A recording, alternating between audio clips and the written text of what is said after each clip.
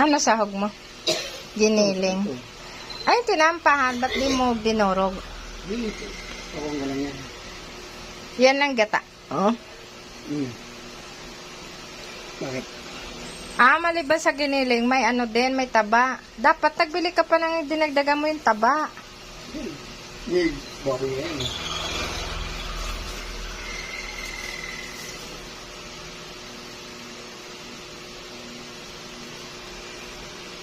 Tapos, nilagyan mo rin ang loob ng gabi. Ganun pala yun. Yun pala yung pinangat.